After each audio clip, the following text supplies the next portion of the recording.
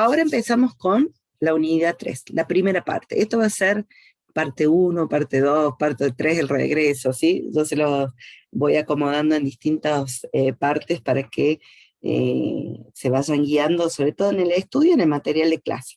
En el apunte está todo junto, ¿no? Pero yo lo voy agrupando de acuerdo a lo que vamos viendo en clase. Entonces esta es nuestra parte 1, la introducción al paradigma.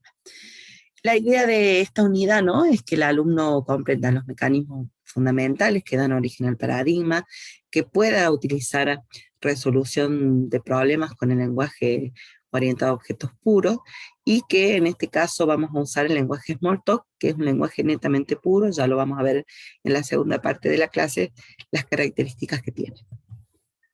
Bien, en general vamos a ver muy rápidamente un poquito de historia, esas se las dejo a ustedes para que la vean, la lean del apunte, conceptos fundamentales, características, lo que es un objeto, cómo es en sí mismo, cómo se forma, porque todo es objetos acá, y colaboradores y clases. En los cuestionarios también entre la historia, no. Generalmente vamos de conceptos para adelante. No les vamos a preguntar cuándo se creó tal cosa, porque es más que nada cultura general, pero no es obligatorio saber historia para programar. Sí, los conceptos fundamentales, ¿no? Bien, acá yo les hice un pequeño hito de fechas. Fíjense en que los hitos más importantes están en la década del 60, 70, en los 80, donde hizo entre el 80 y el 90, donde se popularizó el paradigma con el lenguaje C++, ¿no? Desde el 67 se fue creando, se fue armando. Uno de los primeros lenguajes fue Smalltalk, ¿no? O sea, Simula fue el primero en el 67. Después, bueno, se fueron haciendo distintos trabajos que fueron evolucionando en Smalltalk, en Objective-C, ¿sí? Eiffel, hasta que llegó C++. Ya en la década del 60 había empezado C, ¿no? Como yo siempre, así como digo, el Papa Lis, el Papa C es base de mucha de la sintaxis, mucho de lo que hoy, de la infraestructura que tenemos hoy, y mucho se programa, ¿no? Aquel que le gusta el medio y bajo nivel, va a terminar programando en algún momento en C++. Es un lenguaje muy usado, ¿viste? Muchas veces tengo colegas que dicen, uy, esto es prehistórico, histórico, pero no, es uno de los lenguajes hoy en día más usados, aunque ustedes no lo crean, porque es la base de muchas máquinas virtuales. Es más, las máquinas virtuales de Python están hechas en C, C++, ¿sí? Las máquinas de Java originalmente estaban hechas en C. Después se migraron a Java, pero muchas rutinas siguen siendo en C, C++, lo mismo C Sharp, ¿sí? C Sharp es una copia fiel de Java. Después, bueno, se fueron haciendo, se fueron haciendo cambios, ¿no? Pero bueno, cuando Java dejó de ser open source, Microsoft dijo, wow, yo no voy a publicar mis códigos fuentes, así que le cambiamos el nombre y le pongamos C Sharp, ¿no? Hagamos tecnología.net. Bueno, eso es para la historia, ¿no? Así que bueno, para la década del 90 se popularizó y hoy todo trabajamos con objetos. Van a ver, ustedes están viendo análisis, o ya habrán visto análisis de sistemas, se hace bajo la vista orientada a objetos, el diseño, la programación. Hoy todo se hace con programación orientada a objetos, ¿sí? Ahí, si bien vamos mezclando algunos paradigmas, como el estructurado, para ciertas cosas, que ya vamos a ver dónde lo usamos, lógico y funcional, pero hoy por hoy el que dirige toda la batuta es este paradigma. Bien, vamos entonces con el fundamento, ¿no? ¿Qué es el paradigma orientado a objetos? El paradigma orientado a objetos usa objetos como bloque esencial de construcción. Ustedes me van a decir, ¿qué? Me está diciendo lo mismo que repite el título. no es tan simple, ahora lo vamos a ver, ¿no? Pero básicamente cuando uno programa en objetos, piensa todo en objetos, ¿sí? Todo se organiza, todos los programas se organizan como colecciones de objetos que colaboran entre sí enviándose mensajes. Esa es básicamente la gran definición. Pueden encontrar muchas definiciones, ¿sí? Términos, hay muchísimos autores que enuncian de distintas formas, ¿no? El paradigma, pero básicamente esto es lo que simplifica y define el paradigma. Un programa orientado a objetos está construido o está conformado por objetos y mensajes. Objetos, ahora vamos a ver bien qué son, qué tienen, qué características tienen, igual que los mensajes, ¿no? Pero básicamente es objetos más mensajes, que es la comunicación para poder trabajar. Por ejemplo, yo siempre les hago muchas veces les hago muy gráfico las cosas para que lo entiendan. Supónganse que ustedes dicen, bueno, mira, vamos a hacer una gestión de alumnos, ¿sí? O de cursos, vamos con cursos.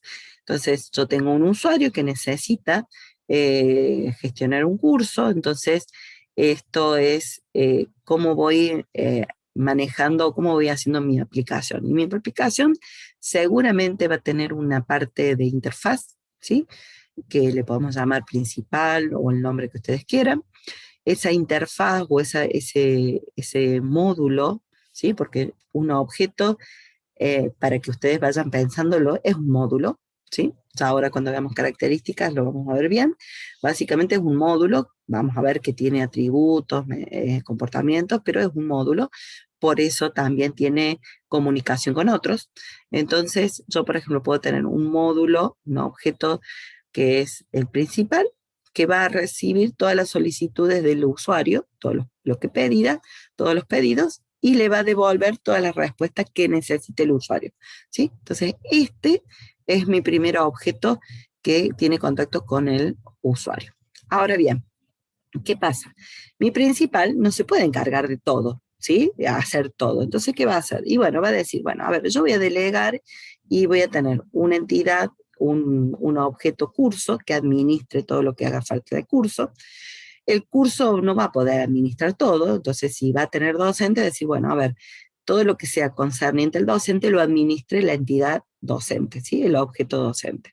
Y con respecto a los alumnos, y bueno, que todos los alumnos también, no los voy a administrar de por sí a cada uno, sino que cada uno tiene sus propios datos, sus propios comportamientos. Yo administro el conjunto, ¿sí? El curso administra el conjunto de alumnos y el conjunto de docentes, ¿está?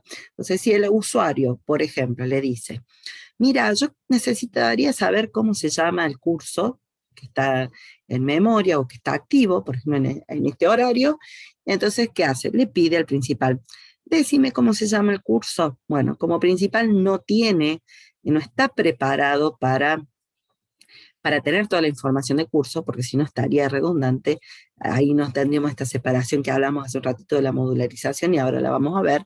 ¿Qué es lo que hace? Le pide, le delega a través de un mensaje, le pide al curso, vos curso, decime cómo te llamas. Y el curso responde. Entonces, este principal agarra, toma la respuesta del curso y la devuelve al usuario.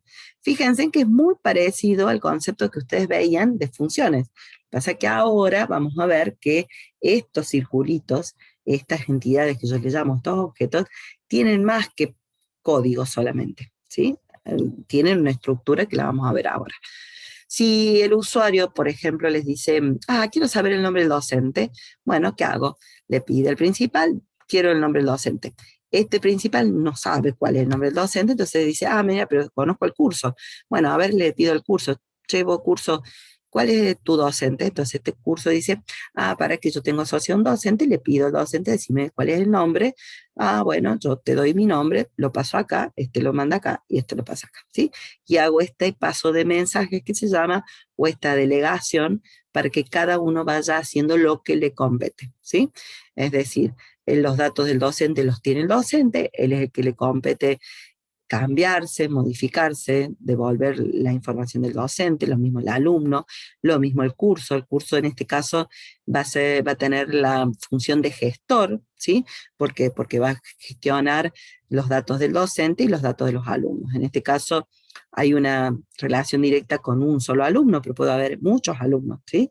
Un curso puede tener N alumnos, entonces él puede gestionar acá una colección de alumnos y decir, bueno, a ver, cuántos alumnos tengo asignado en este curso, qué promedios tienen, ¿sí? ¿Se entiende? Entonces, pero ¿qué pasa? Todo esto está encapsulado, ¿sí? Nadie ve nada de código, la única forma de que esto funcione es que yo sepa diseñar bien cuáles son los objetos, qué tiene que hacer cada uno y cuál es el protocolo, cuál es el mensaje que tiene que esperar cada objeto para poder responder de la forma correcta.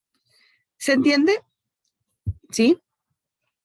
Profe, así que está ahí, lo podremos pensar como hicimos, por ejemplo, en Python, las últimas fichas, por ejemplo, que hacíamos en un programa principal, menú de opciones, en el otro, las funciones que hacíamos nosotros, en el otro, cuando creábamos una clase, y en otro módulo que hacíamos, digamos, nuestras funciones de decir para, qué sé yo, si son 5 personas, bueno, un, digamos, para que no se pase de 5, digamos, no sé si me explico. Sí, sí, sí, sí, lo gestionas con un ciclo, por ejemplo, para... Sí, Claro, sí, básicamente eso que ustedes vieron en primer año, si bien es estructurado, ¿sí? No lo vieron bajo la vista de objetos, pero es modular, ¿sí? Programación modular. Y una de las características que vamos a ver ahora del paradigma es que es modular.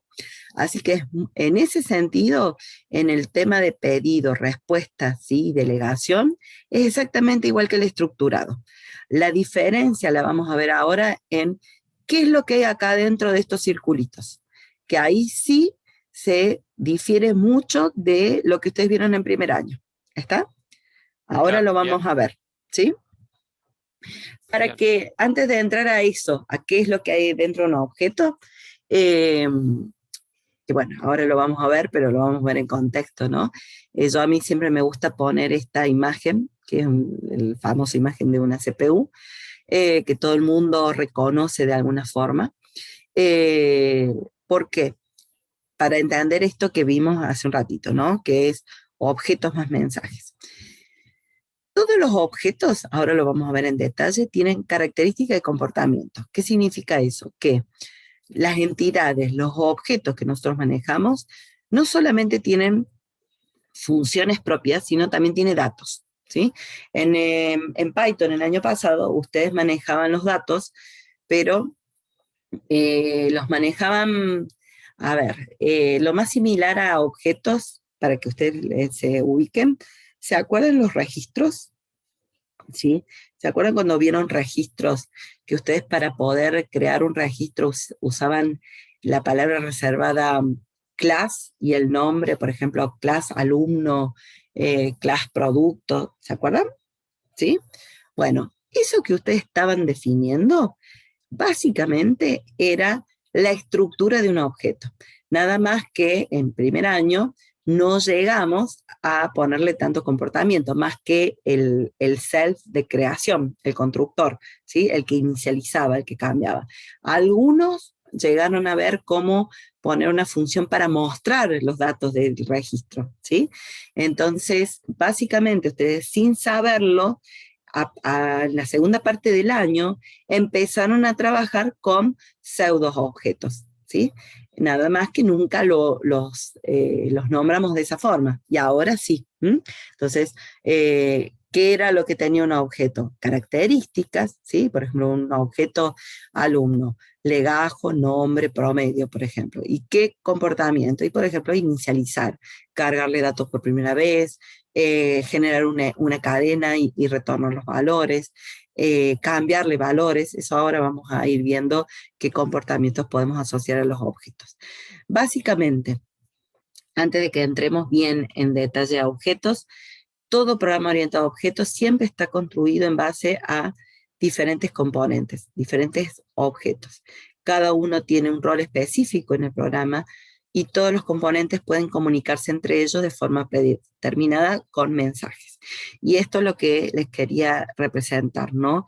El concepto de una CPU acá, ¿sí? Si ustedes se fijan, cada una de estas partes, ¿sí? Son partes independientes. Cada una tiene un objetivo, tiene una característica, tiene un comportamiento, pero que cada una de ellas en forma independiente, si no se conecta con las otras, no sirve para nada, ¿sí? Si yo, por ejemplo, la fuente de poder la tengo perfectamente colocada en el gabinete, pero no le enchufo nada a la fuente y no va a andar nada, ¿se entiende? En cambio, ¿qué tengo que hacer? Físicamente, de alguna forma, enchufar, ¿sí?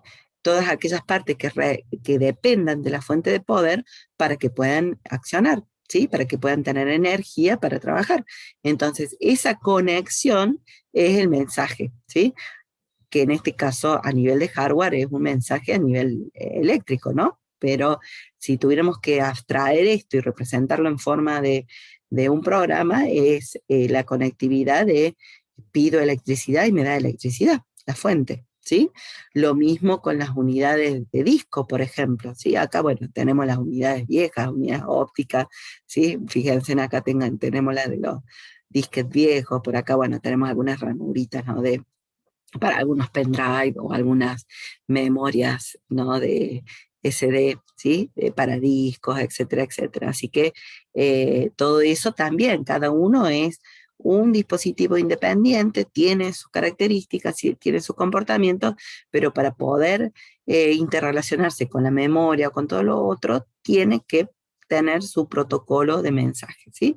Y lo mismo para todo. Entonces, todo eso hace un sistema definido, orientado a objetos, está diseñado basado en unidades fundamentales, ¿sí? En este caso físicas, porque es un ejemplo físico, pero la idea es llevarla a un nivel de abstracción donde todas sean unidades de software.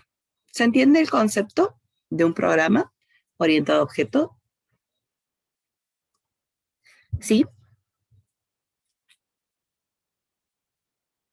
por ahí pónganme unas devoluciones para saber si no están muy mareados, ¿sí? Bueno, bien. Me fui del top. Bien, entonces ahora sí vamos a ver algunas características de la programación y es la que nos va a llevar a ver algunos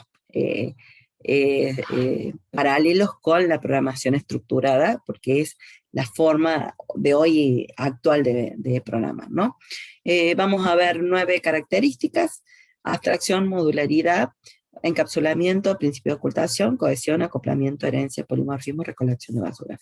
9 características que están listadas, están detalladas en el apunte. Nos vamos a hacer una pequeña descripción de cada una, ¿no?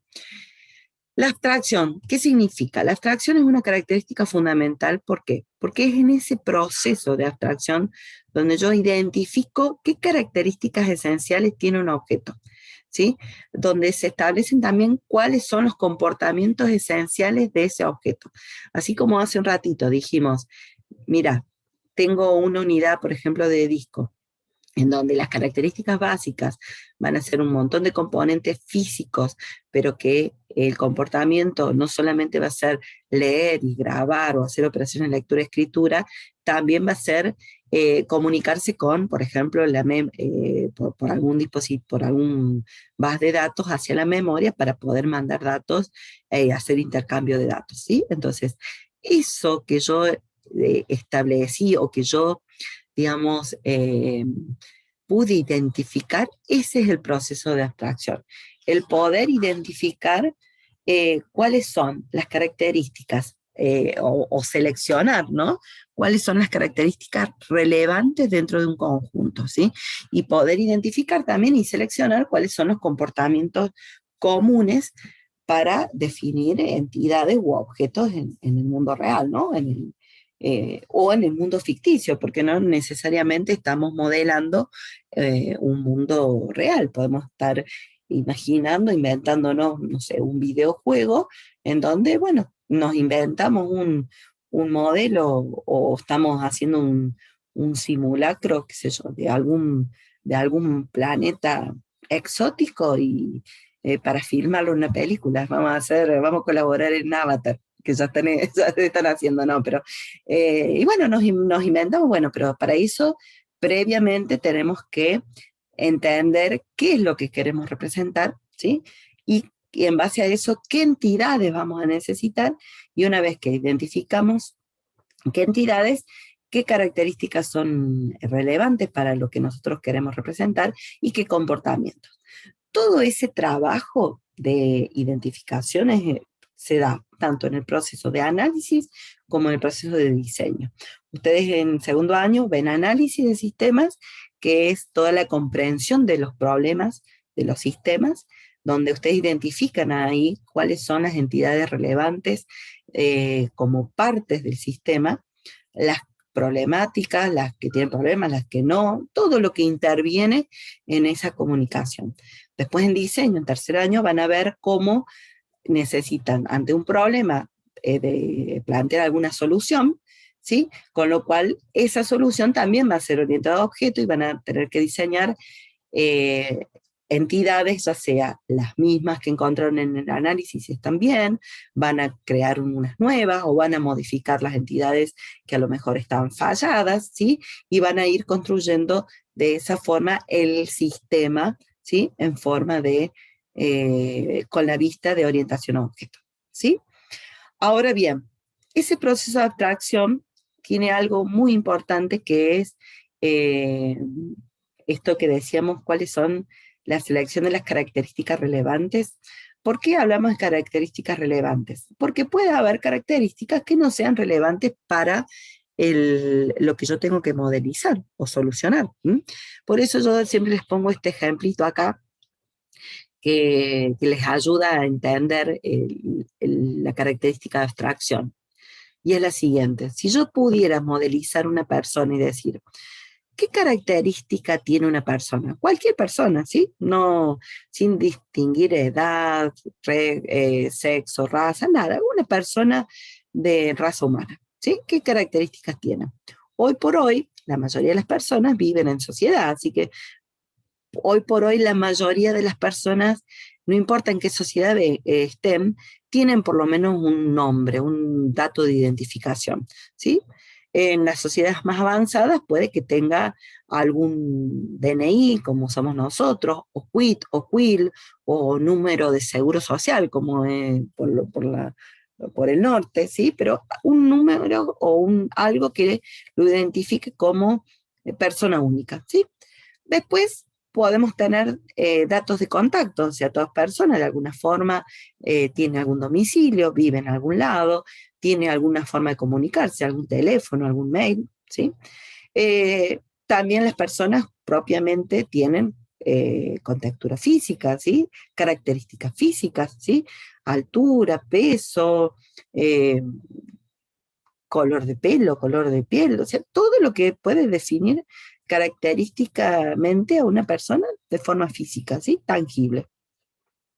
Estudios secundarios o formación, puede tener estudios o no los puede tener, no necesariamente, puede tener formación a nivel de primario, secundario, universitario, puede tener formación a lo mejor a nivel técnico, no tiene un estudio formal, pero tiene conocimientos que avalan la expertise de las personas, ¿sí? Entonces, tenemos muchos casos de personas famosas que a lo mejor nunca tuvieron un título universitario y sin embargo tienen mucho más conocimiento que a lo mejor alguien que tiene un título universitario, ¿sí?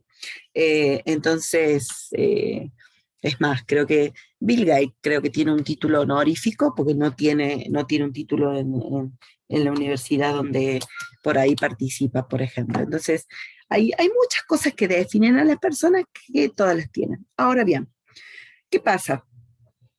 Eh, Todo eso hace a una persona. La pregunta es, cada vez que tengamos que modelizar una persona, ¿tenemos que ponerle todo eso? Y yo le diría que no, no necesariamente. ¿Por qué? Porque el proceso de abstracción consiste en qué? En buscar aquello que es relevante para nuestro problema, para nuestro sistema, para nuestra solución, ¿sí? Por eso, acá, por ejemplo, hemos caracterizado dos tipos de sistemas. Por ejemplo, un sistema en donde tenga que representar la persona en la universidad, como puede ser un alumno, o una persona en una agencia de modelos, como puede ser un empleado que puede ser contratado permanente, que está en una agencia de modelo publicitario, por ejemplo, de audiovisual, ¿sí? Entonces, ¿qué pasa para la persona que tenemos que representar en la universidad? ¿Nos hace falta los datos de identificación? Y mínimamente sí, para saber quién es la persona. ¿Datos de contacto? Seguramente que sí, mínimamente, el mail, o sea, ustedes tienen, si supónganse son alumnos UTN, tienen todos mínimamente un mail institucional para comunicarse. Estudios secundarios, y en este caso, o saber cuáles son la formación académica, y sí, es muy relevante. ¿Por qué? Porque no podrían acceder a ser alumnos universitarios si mínimamente no han terminado el secundario, mínimamente. Si ustedes tienen un primario o tienen un jardín de infantes, no les sirve para llegar a ser alumnos en la universidad. Pueden tener otros estudios terciarios, pueden tener otros estudios universitarios, ¿sí? Pero mínimamente un secundario completo tiene que estar. ¿Se entiende hasta ahí? Ahora, la pregunta es, ¿por qué yo acá en persona no puse la contextura física? ¿Me hace falta para establecer un alumno qué altura tiene, qué peso, qué color de pelo, ¿sí? ¿Qué color de ojo? ¿Hace falta para poder recibirlo como alumno de la facultad esos datos de la persona? ¿Qué les parece? ¿Sí o no? No, no hace falta. ¿M? Por lo tanto, esos datos, sería racismo, sí, no es relevante, o sea, no, directamente no entra como un requisito, ¿sí?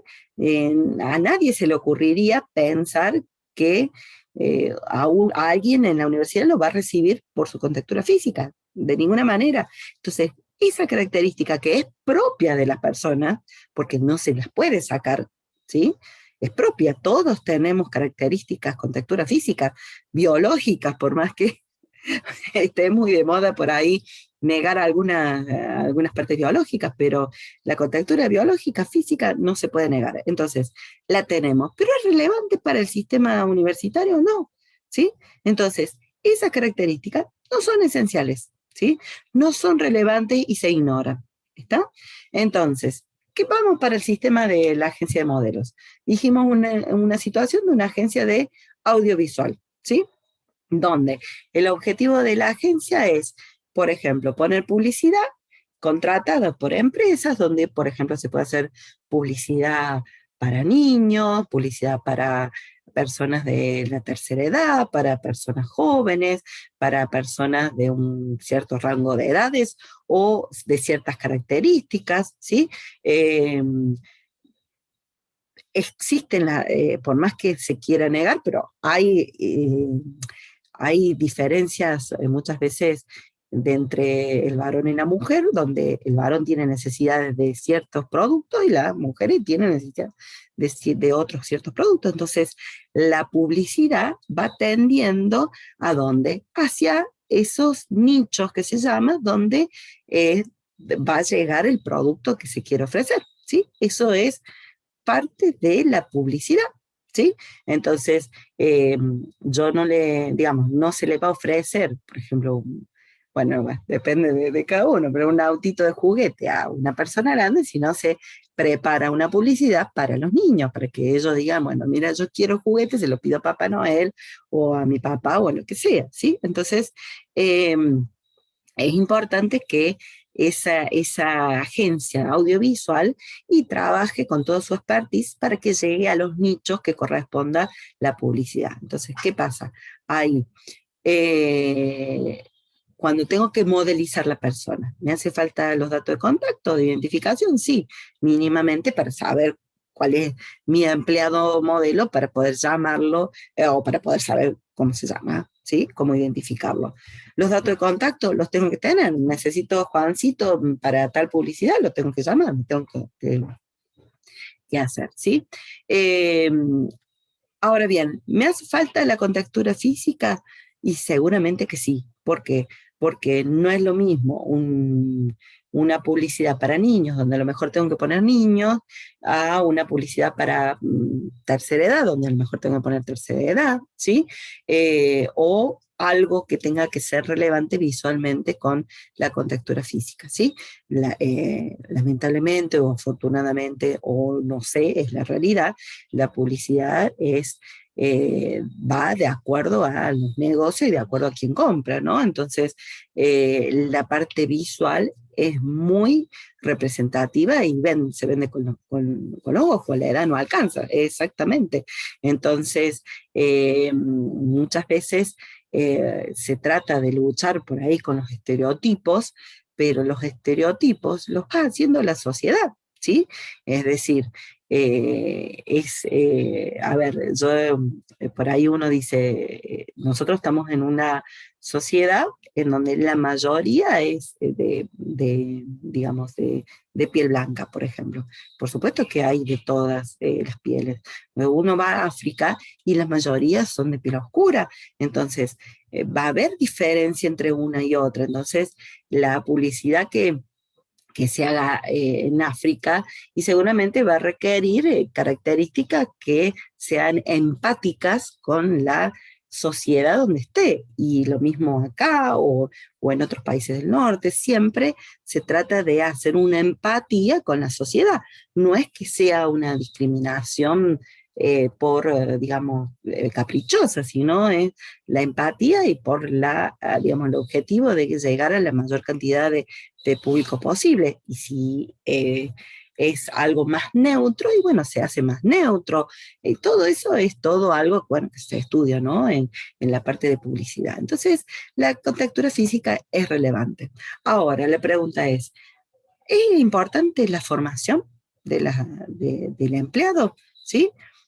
¿Es necesario que tenga un estudio secundario, que tenga estudio universitario?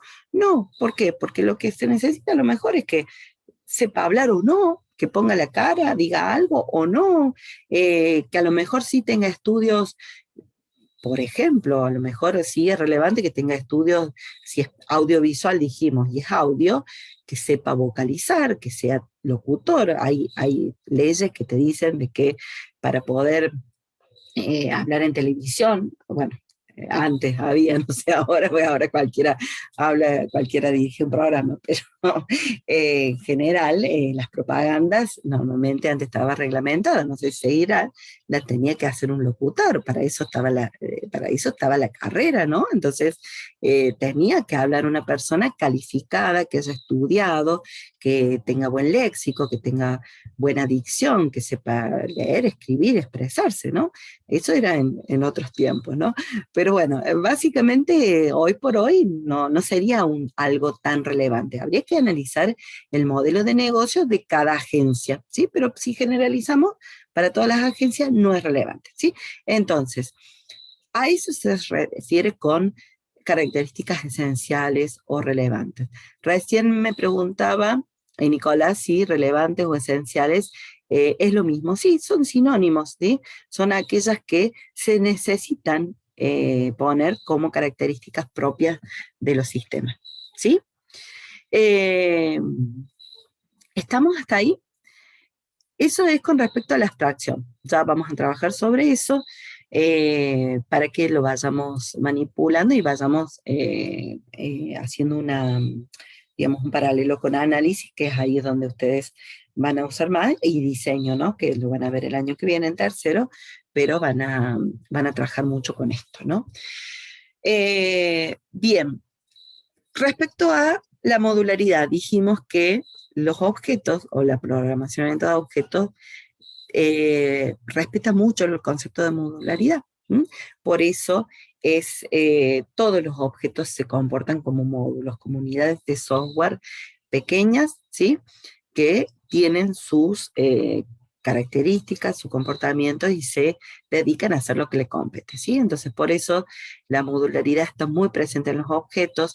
La modularidad es esa propiedad, ¿no? De subdividir una aplicación o un problema en partes más pequeñas, cada una de las cuales tiene que ser lo más independientemente posible, como sea. A veces no lo pueden ser del todo, ¿sí? Pero lo más independientemente posible, y que se puedan esas unidades de software, esos módulos, compilar o ejecutar por separado, ¿sí? Pero con alguna conexión con otros para poder trabajar con este paso de mensaje que hablamos, ¿no? Con respecto al encapsulamiento, es la propiedad que permite reunir todos los elementos que pueden considerarse pertenecientes a una misma entidad a un mismo nivel de abstracción. ¿Qué significa? Esto que hicimos hace un ratito, que me detuve bastante para explicar la abstracción, porque es la principal de todas, es también aplica la característica de encapsulamiento. Yo con la abstracción hago, reúno todos esos elementos esenciales, ¿sí?, que requiere un objeto para poder trabajar o funcionar o para que me sea útil, ¿sí? Todo a un mismo nivel de abstracción. Luego tenemos el principio de ocultación, que hay muchos autores que los ponen a los dos juntos. El encapsulamiento y el principio de ocultación lo manejan como una sola característica. Acá los autores que hemos elegido los separan. El principio de ocultación se refiere a que cada objeto que se establece está aislado del exterior, es decir, es un módulo natural, tiene todos sus atributos y comportamientos encapsulados, ¿sí? Eh, pero lo único que hace es exponer una interfaz, un protocolo hacia los otros objetos, es decir, no muestra, no visibiliza lo que tiene por dentro. ¿Está? Solamente se pone lo que se llama la interfaz o protocolo para que se pueda comunicar con otros, ¿sí? Es por eso que el principio de ocultación es la propiedad que permite proteger las propiedades de un objeto, ¿sí? Por eso se dice que el aislamiento de esos objetos protege las propiedades contra modificaciones de quien no tenga derecho a hacerlas, ¿sí? Solamente se le da acceso a aquel que, o se da acceso a aquellas cosas que uno requiere que se puedan modificar, y aquellas que tienen que quedar privadas, quedan privadas, ¿está? Entonces es por eso que ahí empiezan a entrar conceptos nuevos como miembros privados o miembros públicos, que son aquellos que van a dar o van a establecer ese principio de ocultación. ¿Qué significa? Que de todo aquello que yo haya identificado o haya encapsulado a través de la abstracción, voy a tener ciertos miembros, ciertas características o métodos que van a ser privados, ¿sí?, de los que otro objeto externo no va a poder acceder, y voy a tener otros miembros públicos o métodos públicos que van a estar en lo que se llama el protocolo. Si ustedes se fijan, está acá en el límite, y sí otros objetos externos pueden acceder a ese protocolo. Y por supuesto que este protocolo accede a los métodos internos, ¿no?, de los objetos. Es decir, porque de alguna forma las partes privadas en algún momento tienen que hacerse públicas, ¿sí?, pero con el control del programador, el control del objeto. ¿Se entienden las dos diferencias? ¿Se va relacionando, chicos? ¿Sí? Bien. Eso nos lleva, fíjense en que yo les voy dando las características una en relación a otra. Empezamos con la abstracción, seguimos con la modularización, el encapsulamiento y el principio de ocultación. Vamos con la cohesión y acoplamiento, que está muy relacionado con todo, y sobre todo con la modularización, con lo que le compete y cómo se relacionan los objetos. Dijimos que los programas orientados a objetos están formados por objetos y mensajes, ¿sí? Es decir, por objetos que tienen atributos y comportamientos, y como por mensajes que se van comunicando entre sí. Entonces la cohesión es la característica que mide las responsabilidades asignadas a cada objeto. Es decir, que mide lo que le compete al objeto, qué es lo que debe hacer, ¿sí? Y el acoplamiento es el que mide las relaciones entre los objetos, cómo se van relacionando entre ellos. En el modelado orientado a objetos, ¿sí?, lo que se busca es que tener una alta cohesión significa que cada objeto se responsabilice por una sola cosa o por lo que le compete, ¿sí?, y un bajo acoplamiento, una poca o nula interdependencia. ¿Qué significa eso? De que tenemos que hacer los objetos de tal forma que hagan solo lo que les compete, no hagan otras cosas, no mezclen comportamientos de otras, ¿sí? Por ejemplo, recién hablábamos del curso, el docente y el alumno, ¿sí? Si el docente es el que tiene que brindar su nombre, ¿sí? El curso no tiene por qué meterse y decir, bueno, voy a dar el nombre, ¿sí? El curso le tiene que pedir al docente y dame el nombre, ¿sí? Entonces, ahí tenemos lo que se llama una alta cohesión de parte del docente de que él es capaz de devolver su nombre, ¿sí? Su propio nombre.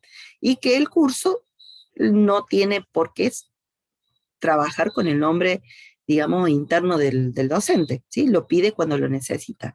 Y hay un acoplamiento entre curso y docente, pero es bajo. ¿Por qué? Porque el curso le va a pedir lo que necesita el docente, ¿sí? O sea, hay una poca interdependencia, pero la hay. El curso no va a hacer las tareas del docente, ¿sí? El curso va a hacer las tareas que le compete al curso, y el docente va a hacer la tarea que le compete al docente. Entonces, eh, hay que tener cuidado con esto.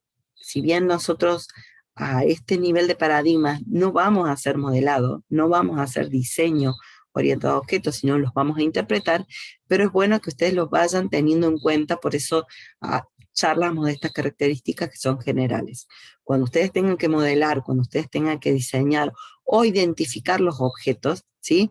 Piensen qué es lo que le compete a cada objeto hacer, eso le va a dar la cohesión, y cómo va a ser la relación con los otros, eso le va a hacer el acoplamiento, ¿sí? Entonces, esto volvemos al mismo dibujo original que tuvimos al comienzo, ¿no? El decir que el usuario le pide al principal, este se encarga de la interfaz, ¿sí? Solamente de manejar la interfaz con el usuario, con los pedidos y respuestas. Ahora, todo lo que le compete al curso, y lo maneja el curso. Entonces, este principal tiene un leve acoplamiento con curso, porque lo que requiera de información del curso se lo va a pedir al curso.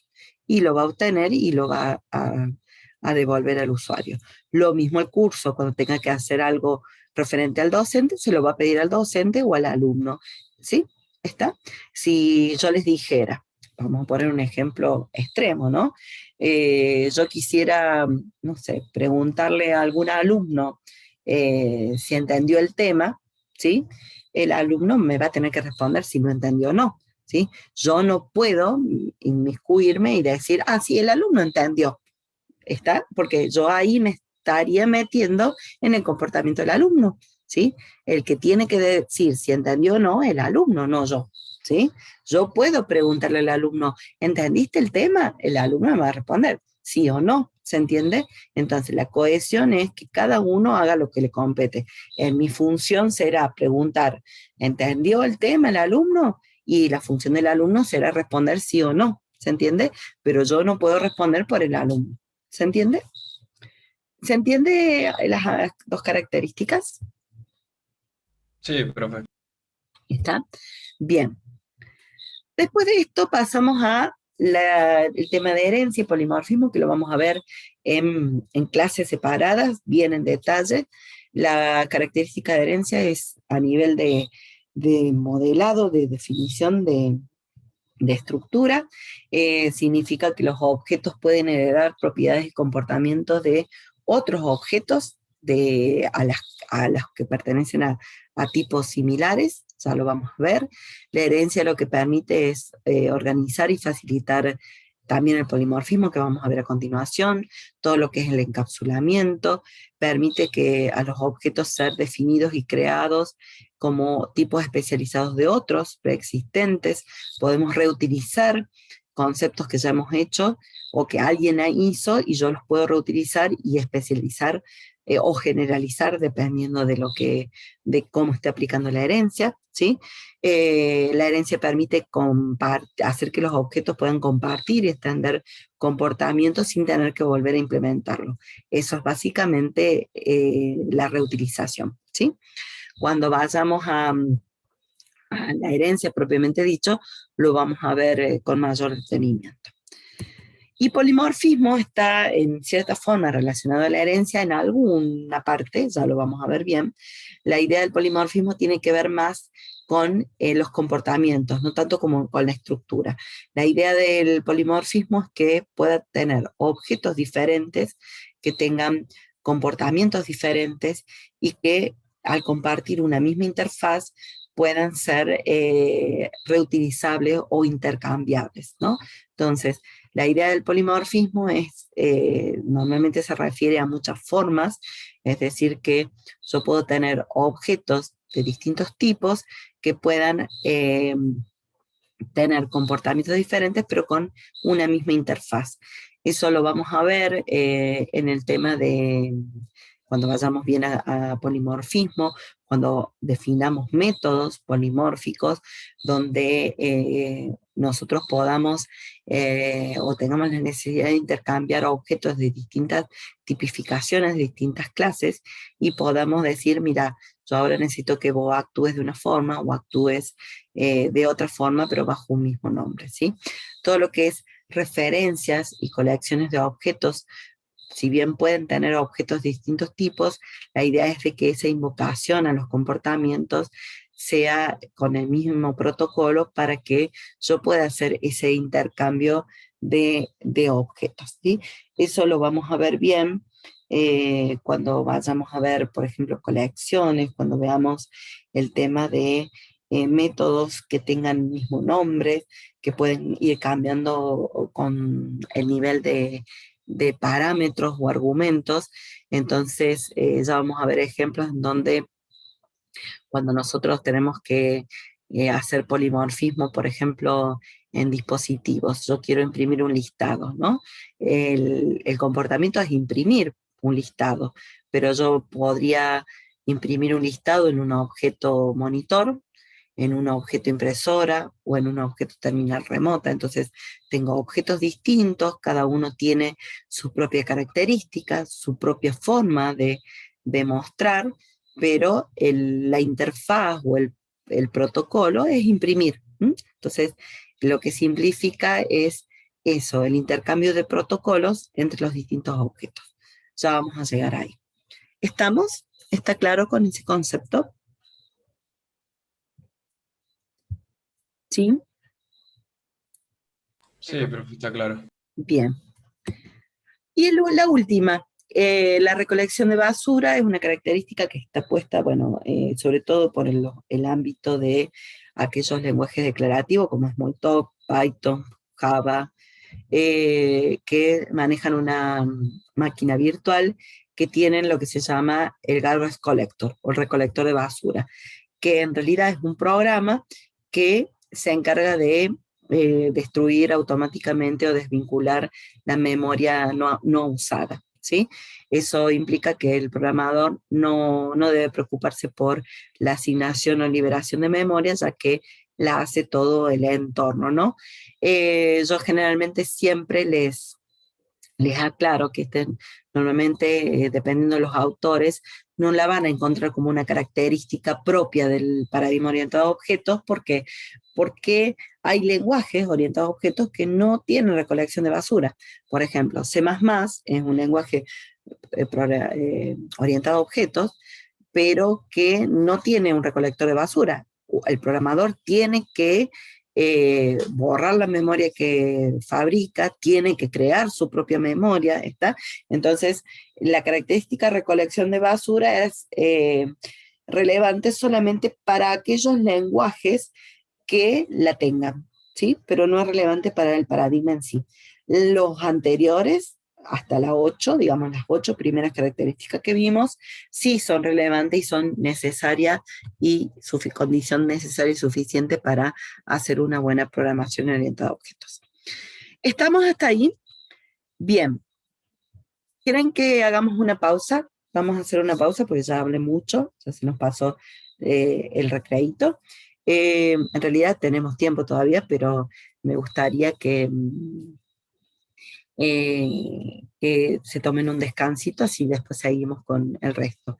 Hay paradigmas, pregunta Martín, aparte de que tengan el recolector de basuras, vuelvo a repetirlo, el paradigma orientado a objetos no tiene como característica la recolección de basura.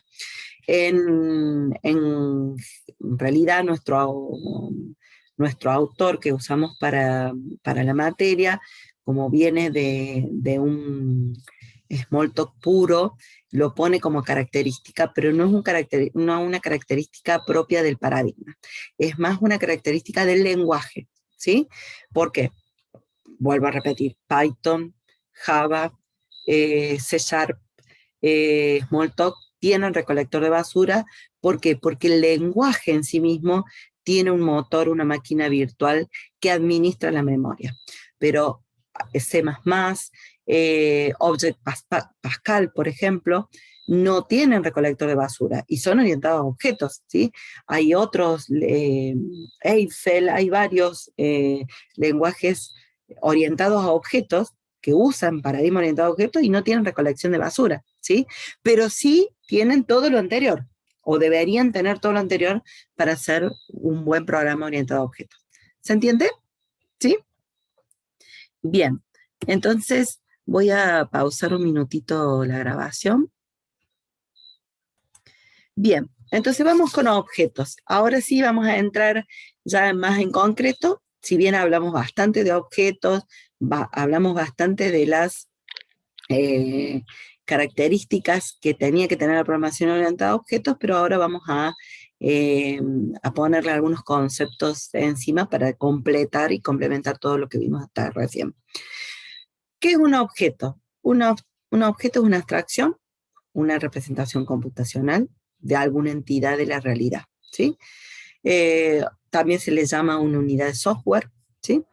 Tiene propiedades particulares, también llamadas atributos o características, y unas formas de operar con esos atributos, esas propiedades, también llamadas métodos o comportamientos. Un objeto, bueno, es una unidad de software también, de la cual lo que implica es qué le puedo preguntar y o pedir y a qué otros objetos conoce, ¿sí? Porque es muy importante eso, porque es parte de la interfaz de comunicación, ¿no? Para hacer estos programas orientados a objetos. Siempre los objetos responden a los pedidos interactuando con otros objetos que se van conociendo entre sí, y así se va armando la aplicación. Entonces, así como dijimos hace un ratito, tiene características y comportamientos, también tiene mensajes, ¿no?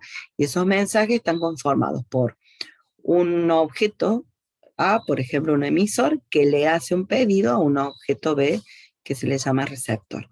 En ese pedido es lo que normalmente pasa, es la invocación del método, se le invoca el método o la función. Cuando hablamos de método es el equivalente a función, entonces se le hace el pedido. Pueden ir con parámetros o no el pedido, el objeto si tiene el mensaje para responder, responde, ¿sí? Esa respuesta vuelve al objeto que invocó, y puede ir con una respuesta o no, ¿sí? Puede ir con un objeto vacío, porque hizo algo y volvió vacío, o con un objeto que tenga algún dato, ¿sí? Todo lo que viaja son objetos, es decir, acá hay objeto, y en los pedidos también van objetos en viaje, ¿sí? Es decir, si este objeto A le tiene que pedir algo a B, pero para que B haga algo necesita información de A, A pone lo que tiene que enviarle en un objeto de envío, lo manda por acá, este lo recibe, lo usa, y si este tiene que hacer algo y devolver una respuesta, arma un objeto de respuesta y lo manda, ¿sí? Así que todo lo que se define en este paradigma son objetos, ¿sí? De distintos tipos. Algunos objetos van a tener ciertas características, clasificaciones, ya los vamos a ver. Todos tienen una clasificación determinada y algunos sirven para construir información propia y otros para viajar entre pedidos. Bien. Todos los objetos dentro del paradigma tienen que tener la abstracción propia, que ya la identificamos, pero ahora la vamos a nombrar un poquito mejor, más concreta con el objeto, la identidad, el comportamiento y capacidad de inspección. Con respecto a la abstracción, dijimos que, ¿se acuerdan? Era el proceso de extraer las características esenciales, ¿sí? De un objeto, ¿sí? Lo relevante, ¿sí? De acuerdo al entorno de trabajo. Entonces acá nos vamos a encontrar con que hay dos características que pueden representar un objeto, que son las esenciales y las accidentales. Las esenciales son aquellas que surgen en la abstracción, en las que nosotros decimos, mira, este objeto no puede no tener esta característica, ¿sí? Es decir, son todas aquellas que hacen que el ente sea lo que es, ¿sí? No pueden cambiar, no pueden faltar, ¿sí? Es decir, yo quiero representar un alumno y mínimamente el legajo tiene que estar. Si no tiene el legajo, no puedo identificarlo en el sistema académico, ¿sí? Nombre, tiene que tener nombre, ¿sí? Eso es esencial. Ahora, puede que haya algunas características que hayan surgido en la abstracción que pueden ser accidentales. Accidentales son aquellos que la entidad, cuando se habla de ente o entidad es lo mismo, ¿no? La entidad puede poseerlos, pero si no los tiene o se los cambiara, no dejaría de ser lo que es, ¿sí? Es decir, que pueden estar o no, ¿sí? Generalmente los accidentales son relativamente relevantes, surgen de la abstracción, pero generalmente se llaman más que accidentales, calculables. Ustedes lo van a ver en análisis o en diseño como atributos que se pueden calcular, ¿sí? Que se pueden obtener a través de los esenciales. Por ejemplo, fíjense en acá el alumno. El alumno tiene, podríamos decir, un legajo, no se puede eliminar el legajo. Un nombre, no lo podemos eliminar, mínimamente un nombre para identificarlo. Y supónganse que queremos saber su estado académico, que está formado por dos notas. Entonces, nota 1 y nota 2 es esencial, no la puedo eliminar. Si falta alguna nota, no voy a poder construir conocimiento. Y el promedio. ¿Qué pasa con el promedio del alumno? ¿El alumno puede tener promedio? Sí. ¿Por qué? Porque a partir de las dos notas yo puedo saber cuál es el promedio de sus notas, ¿sí? Ahora bien, promedio se considera que es una característica relevante, pero accidental. ¿Por qué? Porque puede estar o no, porque promedio se puede calcular, ¿sí? Si yo no pongo promedio, el alumno se puede registrar con legajo, nombre, nota 1, nota 2. Si yo quisiera preguntarle al alumno, decime cuál es el promedio, lo podría hacer a través de la nota 1 y nota 2, ¿se entiende? Sumando las dos notas y dividiendo por 2. Entonces, el promedio es algo que se puede calcular, ¿sí? Y es parte de lo que hace a la esencia del alumno, ¿no? Ahora después cuando vayamos a hacer un ejemplo, vamos a ver que generalmente este tipo de características son calculables y se ponen a través de algún mensaje. También se los puede poner como atributo, ¿sí? No necesariamente puede ser un método. Pero por ahí estaría de más. ¿Por qué? Porque si se puede obtener a través de alguno de los esenciales, y bueno, este se puede ser calculado, puede ser como un nota. Las notas no son accidentales. No son accidentales si yo, este alumno, necesito saber su estado académico, ¿sí? Si yo solamente del alumno quisiera saber sus datos, con legajo y nombre me alcanza. Pero si yo necesito su estado académico, por ejemplo, si yo puedo decir que, mira, para que el alumno esté regular, tiene que haber aprobado las dos notas, y mínimamente las dos notas son esenciales, ¿sí?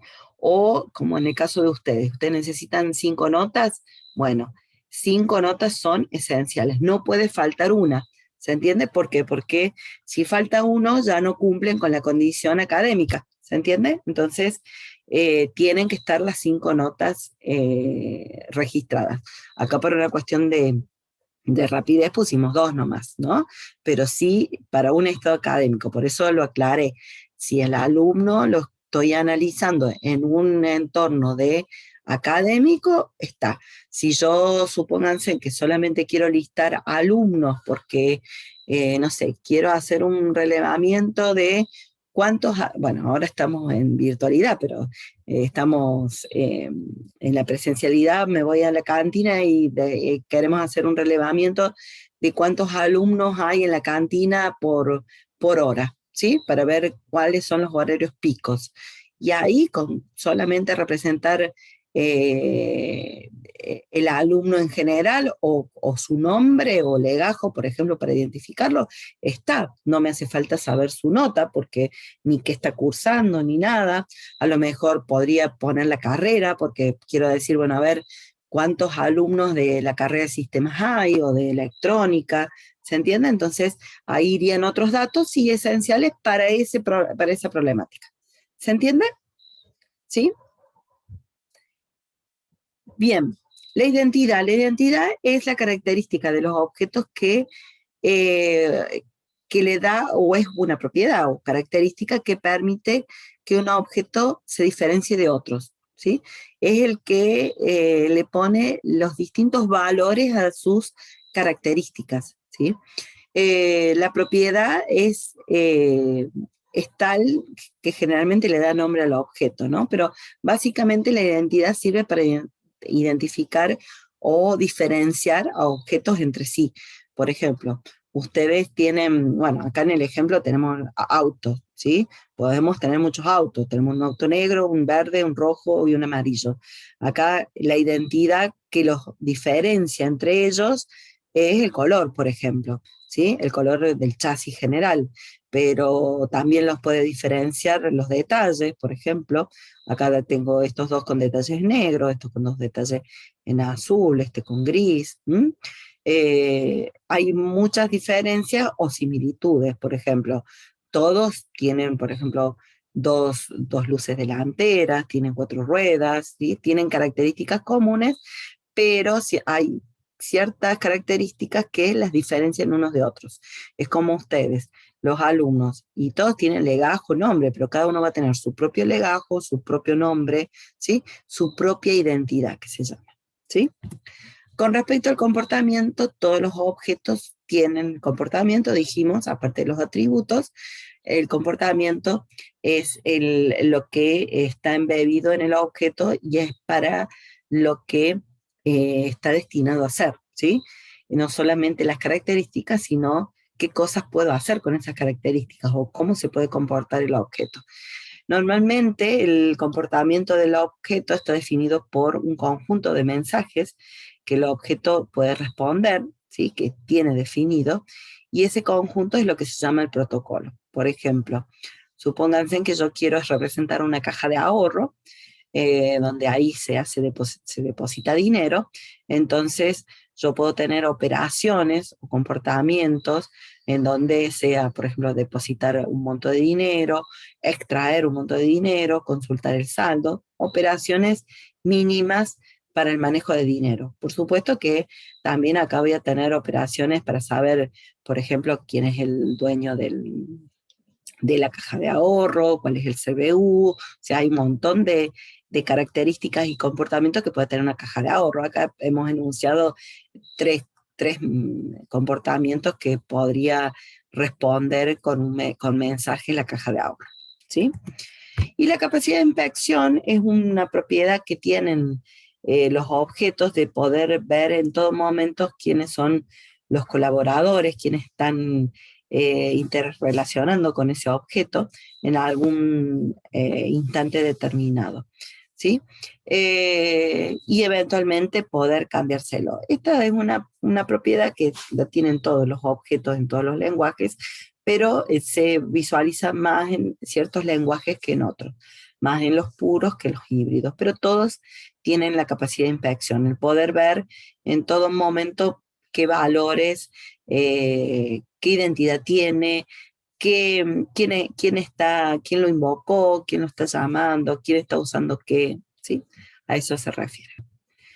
Con respecto a las colaboraciones, los mensajes y los métodos, dijimos que una parte importante de la programación orientada a objetos son los mensajes, ¿no? Entonces, el mensaje es lo que permite comunicar un objeto con otro. Entonces, la colaboración se produce cuando los objetos se van enviando mensajes. Por lo tanto, un mensaje es una forma posible de interactuar con un objeto. Para pedir algo a algún objeto, lo que se hace es enviar un mensaje, ¿sí? Y cada objeto, como dijimos hace un ratito, tiene un conjunto acotado de mensaje o protocolo, que es lo que se le puede pedir. Entonces yo puedo tener acá un objeto emisor que le envía un identificador o selector, que es el nombre del mensaje, al objeto receptor para que éste responda. De forma más completa, que es lo que vimos hace un ratito, el objeto A le hace un pedido al objeto B y este B vuelve con alguna respuesta o ejecuta alguna acción y luego vuelve con retorna una respuesta vacía, pero diciendo, bueno, ya terminé lo que tenía que hacer. Siempre en cada acción de envío de mensaje, por supuesto está el emisor, el receptor, y hay un nombre que va identificando el mensaje que se está enviando al objeto receptor para que éste reaccione, ¿no? Es como decíamos recién, un emisor, un receptor y un nombre de identificador o selector. En Smalltalk, concretamente, para pasar mensajes, siempre es nombre del objeto de destino, es decir, el receptor, y cuál es espacio y el mensaje. Eso ya lo vamos a ver bien. En la mayoría de los lenguajes que vienen de tipificación C, C++, es el punto, ¿sí? C++, Java, C#, Python, se le pone el punto a la invocación de mensaje. ¿Vieron cuando ustedes en Python, por ejemplo, ponían por ejemplo, el nombre del vector, qué sé yo, vec.add, y entre paréntesis un valor para agregar un elemento al vector? Bueno, básicamente ustedes ahí estaban usando una clase lista que maneja un vector en memoria. Entonces, básicamente ustedes le estaban pasando el mensaje de agregame un elemento al final de la lista. Entonces, su vector sabía que a través de ese mensaje, que ya lo programó algún otro programador, tenía que tomar el valor que pasaba por parámetro y guardarlo al final del vector. ¿Sí? Ya eso lo vamos a trabajar bastante. Los mensajes, ¿sí?, se invocan a través de los métodos, ¿no? Los métodos es esa porción de código que se evalúa cuando el objeto recibe un mensaje, ¿sí? Siempre el método, que también se le llama función, acá hablamos de método, pero es el mismo concepto de función, tiene un nombre, un cuerpo, ¿sí?, que es el código que se va a evaluar. Para poder especificar el método hay que especificar los colaboradores, ¿no? Y de esos colaboradores pueden ser, tenemos dos tipos, los internos y los externos. Los internos son todos ese conjunto de variables, características, atributos. Cuando hablamos de variables, características, atributos, son todos sinónimos, ¿sí? Son los datos internos del objeto. Entonces, todos los colaboradores internos son todo ese conjunto de características, atributos, variables que tiene un objeto. Eso se llama, en la terminología que nosotros usamos, colaborador interno o estado interno. Es lo que le da la identidad. Lo que recién decíamos de un alumno tiene tal legajo, tal nombre, ¿sí? Eso es. El estado interno del objeto es ese conjunto de variables que contiene y decide y define al programar el objeto, cuando uno le pone datos, ¿no? Entonces los colaboradores internos son todos esos datos internos. Por ejemplo, nombre del curso. Yo acá tengo un ejemplo. Nombre, curso 2K8, por ejemplo, ¿sí? Entonces, este nombre es interno, es un colaborador interno. Acá tengo nombre 2K3. Ese es el colaborador interno. Es esa variable o esa característica que hace a los datos propios de ese objeto. Y después ahora vamos a ver los colaboradores externos, que en realidad son los que pasan por los mensajes, son los parámetros que reciben los métodos y que se van recibiendo, que pueden ir con argumentos o sin argumentos y tienen un identificador, un nombre, ¿sí? Entonces, estos colaboradores externos se dice que es un contrato entre el emisor y el receptor, porque es un pedido y una respuesta. El pedido lo hace el emisor y el receptor es el que responde, y se hace un contrato temporal entre un objeto y otro, ¿sí? Cuando le pide, se enlaza, se acopla, ¿se acuerdan que decíamos hay un mínimo acoplamiento? Se acopla para pedirle a este objeto receptor y decir, mira, yo necesito algo de vos me lo devuelves, ¿sí? Eso es la colaboración externa. Entonces el emisor debe escribir bien el mensaje que le va a enviar al receptor, ¿sí? Para que el receptor sepa qué hacer. Y por otro lado, el receptor tiene que devolver un objeto que el emisor le sea útil para poder hacer su tarea, ¿no? Generalmente el receptor no tiene idea de quién le envía el mensaje, es decir, los objetos se fabrican pensando en qué yo voy a comunicar al exterior. No me importa quién me lo va a pedir, ¿sí? Es como el ejemplo que yo siempre digo de ustedes, cada uno tiene sus datos propios, legajo, nombre, ¿sí? Entonces, ustedes están preparados para que venga alguien y les pregunte su nombre y ustedes responden, pero no tienen por qué saber de antemano quién va a venir y les va a pedir su nombre. Ustedes saben o ya están preparados, programados para cuando alguien venga y te diga cómo te llamas, vos respondes. Entonces, siempre el receptor no sabe quién le va a pedir, ¿sí? Está totalmente desacoplado en ese momento, ¿sí? Los objetos están preparados siempre para responder a cualquiera que le envíe el mensaje. Por supuesto que tienen que tener ese protocolo establecido, es decir, si yo tengo abierto mi protocolo de responder mi nombre, ¿sí? Cualquiera que venga y me lo pida, yo lo voy a poder responder. Ahora, si yo no quiero dar mi nombre, ¿sí? Lo tengo interno, y por más que cualquiera venga a pedírmelo, yo no lo voy a responder. Entonces, eso también hay que tenerlo en cuenta, que hay ciertos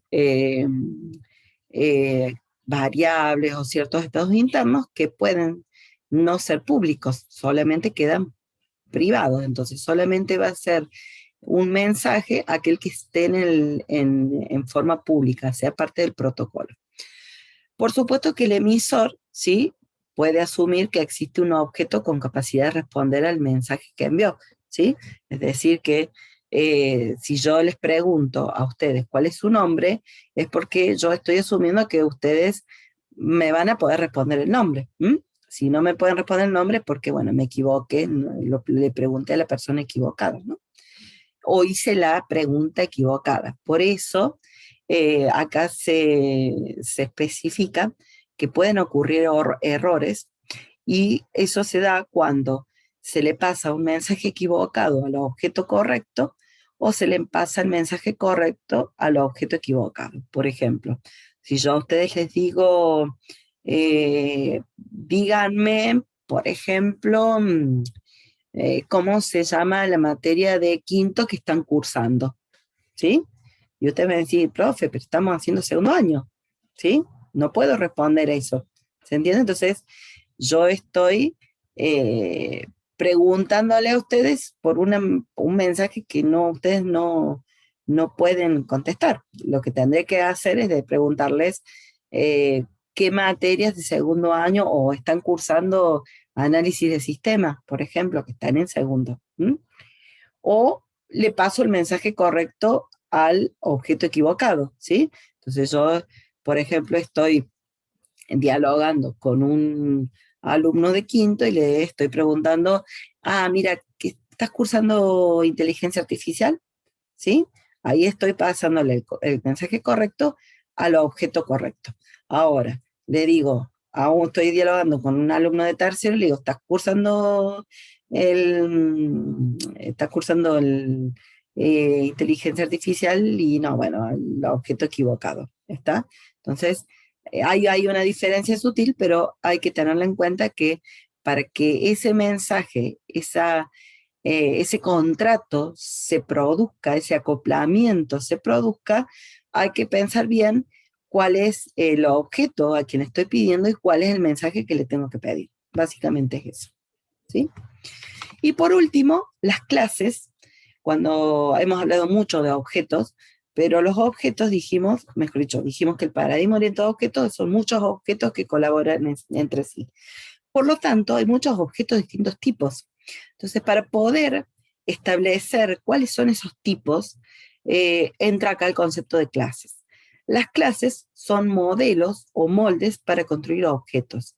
La idea es de que, en lugar de definir cada objeto por separado, se define una clase con todas las características comunes a los objetos y a partir de ahí voy creando lo que se llama instancias u objetos de esa clase. Entonces, supónganse que estamos con el ejemplo de una persona.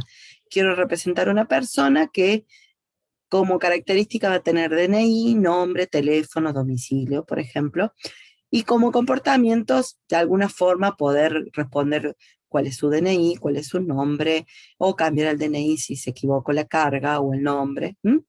Pero después, eso es lo que yo voy a establecer en el diseño, en el modelado. ¿Qué tendría una persona en el proceso de abstracción? ¿Qué característica tiene y qué comportamientos tiene? Ahora, cuando voy a crear los objetos, yo digo, bueno, voy a construir los objetos a partir de personas, a partir del molde. Entonces, ¿qué vamos a tener? Y bueno, voy a tener un objeto que tenga su propio DNI, su propio nombre, su propio teléfono, por ejemplo. Otro con su propio DNI, su propio nombre, teléfono, y así la cantidad de objetos que quiera. Y eso, si ustedes se fijan, es lo que cada objeto tiene y que vimos hace un ratito con la identidad. No solamente la abstracción, decir, ¿qué es la abstracción? Normalmente cuando surge la terminamos plasmando en la clase, pero la identidad, ¿sí? Aparece acá, cuando yo le pongo los valores concretos. ¿Se entiende? Y por último, para que quede esto, después la clase que viene vamos a retomar sobre esto, ¿sí? Para diferenciar bien lo que es el concepto de clase, objeto o instancia, clase es el molde a partir del cual se crean los objetos, en donde se definen los métodos, el conjunto de variables o atributos que van a tener los objetos, y la instancia es cada objeto que se va creando, ¿sí? Que se usó como molde la clase para crearlo, ¿está? Entonces siempre se dice que cada objeto es una instancia de una clase. Eso es algo que vamos a usar mucho en terminología y lo vamos a trabajar en las clases siguientes. ¿Estamos hasta ahí? ¿Sí? Sí, profe. ¿Sí? Bien. Con esto terminamos esta parte 1 y yo me voy a cambiar rápidamente. Vamos a hacer a la parte 2, que es Smalltalk, que la tendrían que ver mañana, pero la parte 1 de Smalltalk la vamos a hacer muy rapidito porque después vamos a trabajar sobre el entorno y la clase que viene también en el práctico, pero voy a dar ahora, así la clase que viene voy a dar la parte 2 de Smalltalk y ya empezamos a trabajar con clases y práctico, ¿no? También para que estén preparados para el miércoles. La idea de esta partecita es poder hacer una pequeña introducción a Smalltalk. Ya el profesor va a hacer una introducción más detallada, yo la voy a hacer muy rápido para no demorarme, voy a tomar los aspectos principales para que podamos prepararnos para el práctico de la semana que viene. Con respecto al lenguaje Smalltalk, es un lenguaje de programación orientado a objetos puro. Quiere decir que no hay otro paradigma que no use más que el de objetos, es decir, todas las entidades que maneja son objetos, no hay otra cosa, ya lo vamos a ir viendo. Para programar en este lenguaje, o de esta forma, lo que tengo que hacer son 3 cosas básicas. Aprenderme 3 cosas, que es lo que vamos a aprender las clases que vienen. Crear clases, que son lo que vimos recién, los moldes para poder crear objetos, crear instancias, que son los objetos, y especificar la secuencia de mensaje entre los objetos. Es decir, una vez que tenemos los objetos, empezar a decir, bueno, vos pedile este a este, vos responde y así. Esa secuencia de mensajes es lo que va a terminar creando ese conjunto o esa aplicación, ¿sí? En general, es un lenguaje altamente interactivo, tiene un montón de herramientas para interactuar con los objetos y el programador y las clases. Se implementa como un intérprete, ¿sí? Tiene una máquina virtual que hace de intérprete, es muy parecido a Python. Tiene un ambiente de desarrollo, tiene muchos IDEs para trabajar. Nosotros vamos a trabajar con Faro, ¿sí? Que es un entorno de desarrollo, uno de los más completos, que tiene el editor, compilador, debugger, utilitarios, hay un montón de sistema de ventanas, manejador de código fuente, varias cositas que ya vamos a ir viendo. Aplicaciones de este lenguaje, si bien no es un lenguaje muy comercial, es netamente más de universidad, ¿sí? Se usa mucho en las universidades porque implementa el paradigma puro. ¿Cuál es el objetivo de implementar el paradigma puro? Es que aprendan a usarlo sin escaparse, porque en la práctica muchas veces usamos los lenguajes híbridos, aquellos que combinan. Entonces, cuando uno aprende de un híbrido, es muy fácil salirse del paradigma y empezar a hacer eh, cosas híbridas que no corresponden al paradigma. Entonces, por eso damos este paradigma, si bien no es muy usable, no es muy conocido comercialmente, digamos, o usado en las empresas, pero sí en las universidades para aprender bien el paradigma, por eso lo usamos, ¿sí? Tiene todo lo que es asignación dinámica de memoria. Acuérdense que dijimos que tiene una máquina virtual como Python, así que todo lo va a administrar con apuntadores o referencias. Nosotros no vamos a tener que hacer nada, no vamos a tener que crear nada, ¿sí? Como en todos los lenguajes, las referencias, bueno, tienen el tamaño fijo, se le asigna un espacio de pila o stack, igual que en Python.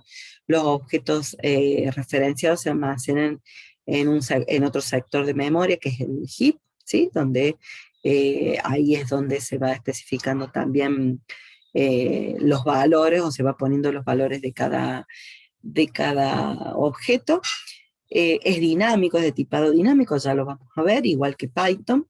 Normalmente las referencias se asignan y se cambia el valor de la referencia por el contenido de otra, al igual que Python. No se mantiene la referencia en un mismo objeto, sino cuando yo le voy cambiando los valores, va cambiando la referencia de acuerdo a la tipificación, ¿sí? O de acuerdo al tipo de dato o a los tipos de valores, ¿sí? Nicolás pregunta si tranquilamente lo podría reemplazar, Python tranquilamente. Sí, nosotros podríamos estar viendo todo esto en Python, por ejemplo, ¿sí? Lo mismo. Lo que pasa es que se elige Smalltalk porque es puro, puro. En cambio, Python, como mezcla estructurado y objetos, te deja hacer mucho estructurado. Entonces, la idea es de que salgamos del estructurado y nos metamos de lleno a los objetos.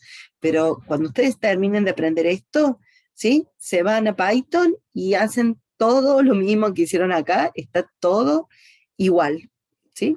Tendrán otros nombres de funciones o de métodos o librerías, pero tienen exactamente lo mismo. Fíjense en asignación dinámica de tipos, exactamente lo mismo. Las variables cuando se declaran no hay que declarar los tipos.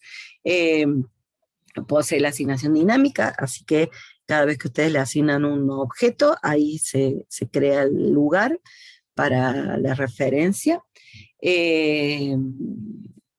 Para la única diferencia que sí tiene con Python es que cuando yo tengo que declarar o usar alguna variable, previamente la tengo que declarar. ¿Cómo lo hago? A través de los pipe, ¿sí? Se ponen los nombres de las variables entre los pipe y separadas por espacio. Entonces, lo que hacen es decirles, en este caso al intérprete, mira, en algún lado yo voy a usar esta variable, le voy a poner algún valor. Después, más adelante, le pueden asignar el valor 10 o una strinola, cualquier objeto de cualquier tipo. Y acá la asignación es 2 puntos igual. Ya ahora lo repasamos al final. La asignación varía con respecto a sintaxis Python. La asignación en Python, que viene de sintaxis C, es igual. Acá es 2 puntos igual. Y en este caso sí hay finalización de sentencia, que es el punto. Cada vez que quiero terminar una sentencia, una declaración, pongo un punto y digo, bueno, ahí terminó lo que quiero hacer. En este caso, le asigno un 10 a esta variable, o le asigno la palabra hola a esta variable, ¿sí? Bueno, permite objetos polimórficos, ya lo vamos a ver. Como tiene asignación dinámica, puedo usar objetos de cualquier tipo, al igual que en Python, ¿no? Nosotros vamos a usar Faro, vamos a usar la versión, la última, que es la 8. Yo ya les voy a subir un asistente para que lo tengan, un instructivo de cómo instalar Faro y cómo entrar al entorno. Hoy no lo vamos a hacer porque no me va a alcanzar el tiempo, eso lo hacen normalmente en la parte práctica, pero ya les voy a subir el instructivo para que lo tengan por si alguno ya lo quiere ir haciendo, ¿está? En Faro hay muchísimas ventanas en el entorno, es un entorno que ha ido evolucionando con el tiempo, cada vez más amigable, porque empezó feíto, feíto, ahora, bueno, va mejorando, va queriendo, se va pareciendo más a los entornos basados en ventanas, como el PyCharm, o como NetBeans, o como algún entorno de alto nivel. Entonces el Faro 8 hoy por hoy ya tiene una interfaz bastante más amigable, ¿no? De los cuales de ese entorno vamos a ver, ya entraremos, ¿no? A ver básicamente el browser, que es para poder inspeccionar las clases, poder crear las clases ahí, ver qué clases hay. El Playground va a ser el lugar donde hay un editor de texto y vamos a poder escribir ahí algunas líneas de prueba. El Transcript va a ser una ventana para poder, también es un editor de texto, pero más que nada se usa para mostrar resultados, como una salida por consola, ya lo vamos a ver. Y el Inspective es otra ventana que me permite observar la estructura interna de los objetos, esto que decíamos de poder, esa capacidad de inspección que tienen los objetos, de poder ver qué valores tienen en cada momento y modificar el valor si yo quisiera hacerlo, ¿está? Son algunas de las ventanas que se van a usar. Las que más vamos a usar son las tres primeras para hacer toda la definición de las clases y la prueba de los objetos, ¿sí? Con respecto a sintaxis y semántica, yo siempre me gusta empezar con comentarios, porque el comentario es lo más importante para documentar el código, para entender lo que estamos haciendo, para como medio de estudio. Cuando ustedes tienen que escribir algo, pónganle en un comentario para que después cuando vengan a estudiar digan, ah, mira, acá hice esto, acá quise hacer esto, ¿sí? Y si están trabajando en equipo, mucho mejor. ¿Por qué? Porque si son varios que están trabajando en un mismo código, pueden tener una idea de qué hacen y para qué está. Hoy por hoy la versión 8 les obliga a documentar el código, ¿sí? Para que no se salten comentarios, así que ya se van a encontrar que hay secciones para comentar el código. Generalmente yo siempre uso mucho el comentario en líneas para poder indicar qué se está haciendo en cada lugar. Por supuesto, como siempre, los comentarios en todos los lenguajes no se interpretan, es ignorado por el intérprete o el compilador, y es todo texto que ustedes encierran en comillas dobles y que puedan ustedes escribir lo que quieran.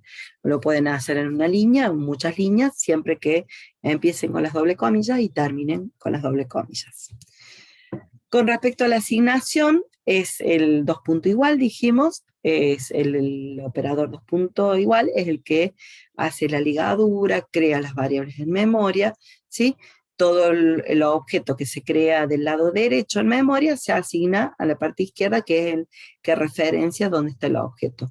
Una vez que el objeto está creado, ¿sí? La variable, el nombre que le hayamos puesto a la variable va a tener la referencia a ese objeto que tenemos por ahí. Se dice que es un operador especial, no es un mensaje, es una asignación de datos, ¿sí? Por supuesto que esto crea objetos y cuando yo cambie la referencia va a venir el garbage collector y va a borrar aquella memoria que no esté referenciada. Eso se hace automáticamente, ustedes no tienen que preocuparse por el borrado, como en Python. Con respecto a las expresiones, como en todo lenguaje, son secuencias de caracteres que se pueden evaluar, terminan en este caso con un punto, ¿sí? Pueden tener expresiones literales, nombres de variables, nombres de mensajes, bloques. Los literales son aquellos que son valores exactos, por ejemplo, números, caracteres, símbolos, secuencias, ¿sí? Las variables son todos aquellos, tiene el mismo concepto de variables que vieron en primer año, ¿no? Son esos lugares en memoria donde yo le puedo asignar objetos de distintos tipos, ¿está?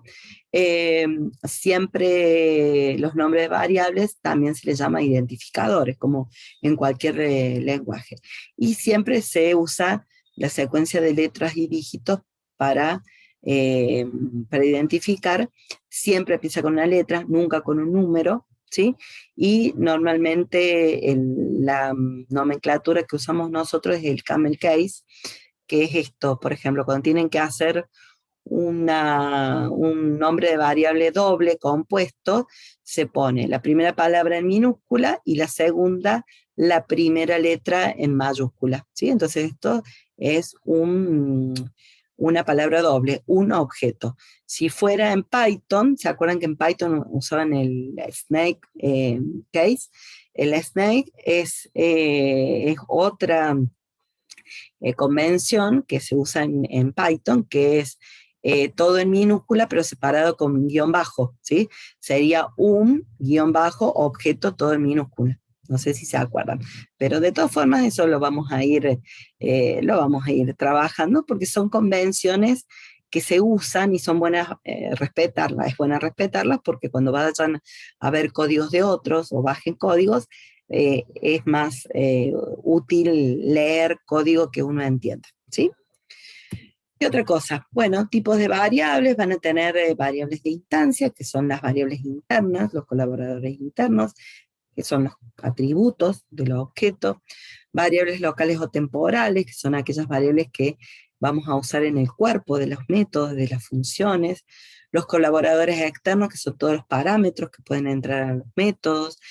Podemos tener variables globales, que son persistentes, algunas variables están ya predefinidas y las usamos sobre todo para los tipos de datos ya preinscriptos, los objetos de tipo integer, de todos los tipos, las ventanas que ya están creadas previamente, y algunas pseudo variables que ya están también, son globales en alcance y están previamente cargadas, y ya vamos a ver qué significa cada una. Por ejemplo, el nil es el equivalente al none de Python, o al null de Java o de C, el true o false es el verdadero falso, bueno, el self lo vamos a ver, el super, ¿sí? El discontent, ¿sí? Son pseudo variables que son palabras reservadas que no se pueden usar como nombre de variables, ¿no?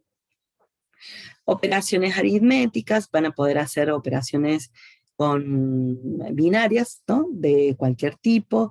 Cada operación está asociada a los tipos de datos, eso lo van a ver bien con el profesor Julio, los tipos de datos, porque hay clases de números, de enteros, de reales, ¿sí? Así que ustedes pueden hacer operaciones típicas, suma, resta, fíjense en qué tienen para hacer división float, división entera, el resto de una división, que lo hacen con la doble barra invertida. Ustedes en Python la hacían con el ampersand, ¿se acuerdan? El resto de la división. Acá lo hacen con la barra invertida. ¿Qué más? Pueden hacer comparaciones lógicas también, mayor, menor, menor, igual, ¿sí? El diferente es un poquito distinta a la sintaxis de Python. El diferente es el tilde negado, el igual, ¿sí? Y la comparación de igual es el igual igual, ¿sí? ¿Por qué? El igual y el igual igual. ¿Se acuerdan que dijimos que la asignación es el 2 punto igual? Bueno, acá, cuando yo tengo que comparar dos valores o dos objetos, se usa el igual para una comparación simple de valores y el doble igual para una comparación de objetos. Entonces ya vamos a hacer en las prácticas, vamos a volver con esto, cuando tenemos que comparar dos objetos, el operador que vamos a usar es el igual, no el doble igual, porque el doble igual es solamente para cuando yo tengo que comparar dos objetos que son exactamente lo mismo, es decir, dos variables que referencian al mismo objeto. Entonces, normalmente vamos a hacer ejemplos sobre eso, vamos a volver sobre esto.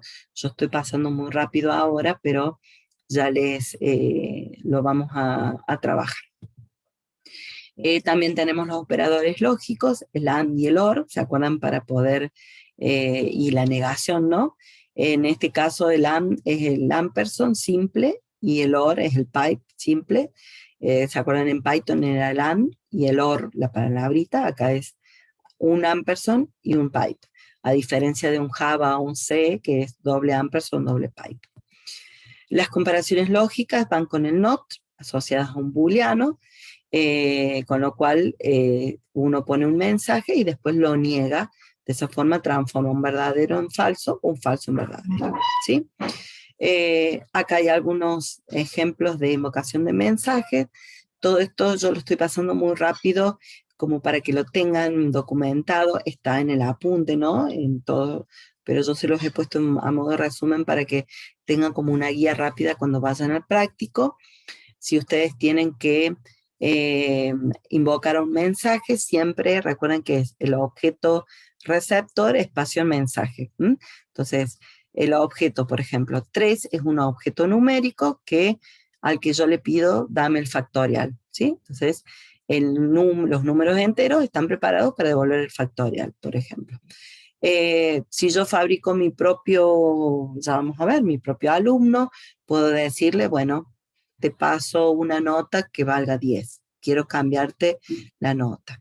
O puedo decirle, mira, a un alumno determinado, quiero saber qué nota tenés y ese resultado guardarlo en alguna variable con el 2 punto igual, ¿sí? Ahí hago una asignación de lo que retorne esto, lo guardo en esta variable, ¿sí? ¿Qué más? Y por último, símbolos que vamos a usar. Punto para finalizar expresiones, 2 puntos igual para asignar, coma para concatenar string o cadenas, ya vamos a entrar bien sobre ese tema, punto y coma para invocación de mensaje en cascada, doble comillas comentario, comillas simple para los strings y las cadenas. Acá, a diferencia de Python, ¿se acuerdan que en Python ustedes podían representar las cadenas con doble comillas o comillas simples? Bueno, no, acá no. Acá las doble comillas es para comentarios y la comilla simple para los strings o las cadenas. Retorno de método, en Python, ¿se acuerdan que tenían return? Bueno, acá es ese símbolo para el retorno del método. Y para las variables, antes de usarlas tienen que declararlas, pero se las declaran entre pipe, y solamente se pone el nombre, no hace falta ponerle valores, ¿sí? Claro, exactamente, la mayoría usa comillas simples, sí, sí, sí. Y la mayoría de los profes de AED son de PPR también, así que todos, creo que todos los de AED dan PPR. Hay un solo profe de PPR que no da AED, es lo único. Pero el resto todos dan, dos profes, el resto da todo AED, así que ya están acostumbrados, ¿sí? Bien, eso es muy rápido, la parte de sintaxis y semántica. Hay mucho más, la van a ver en el práctico. Yo les hice acá una especie de resumen para que lo tengan como una guía rápida, porque recuerden que estamos aprendiendo un lenguaje nuevo, así que hay muchas cosas nuevas que aprender, como es finalización de una expresión, como una asignación, como concatenar string. Todo esto lo vamos a ir viendo, no se preocupen que cada una de estas cosas las vamos a usar y vamos a hacer hincapié en cada una para que la vayan aprendiendo en clase y no les sea tan difícil a la hora de hacer los prácticos y les dé velocidad también para los parciales, ¿sí? Bien. Con esto terminaría.